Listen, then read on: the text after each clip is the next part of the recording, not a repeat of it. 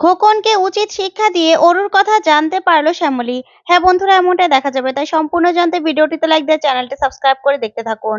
আগামী পর্বে দেখা যাবে শ্যামলী, অনন্যা আর মন্দার সেই সার্ভিসিং সেন্টারে লুকিয়ে থাকে। তারপরে অনন্যা হঠাৎ করে দেখতে পায় যে লোকটা অনন্যার গাড়িটা সার্ভিসিং এর জন্য নিয়ে এসেছিল, সেই লোকটাকে অনন্যা ধরে আর বলে যে আপনিই তো আমার গাড়িটা নিয়ে এসেছিলেন, বলুন কে করেছিল আমার গাড়ির ব্রেক ফেল। তখনই লোকটা বলতে থাকে যে ম্যাডাম, আমি তো অন্য একজনকে দিয়ে সার্ভিসিংটা করিয়েছিলাম। তখন শ্যামলী বলতে থাকে কাকে দিয়ে। তখন লোকটা বলতে থাকে ওনার তো কোনো পরিচয়পত্র আমাদের এখানে রেকর্ড নেই।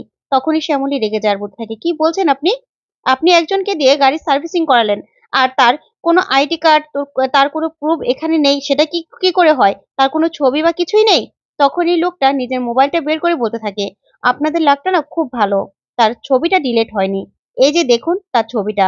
তখনই এই বলে শ্যামলীর হাতে মোবাইলটা দিলেই শ্যামলী ছবিটা দেখে বলতে থাকে এই লোকটাকে আমি দেখেছিলাম, সেদিনও আমার খুব চেনা চেনা লেগেছিল, কিন্তু এই লোকটা কে সেটাই আমাদের খুঁজে বের করতে হবে। এই বলে শ্যামলী, মন্দার আর অনন্যা সেই ছবিটা নিয়ে সেখান থেকে চলে আসে।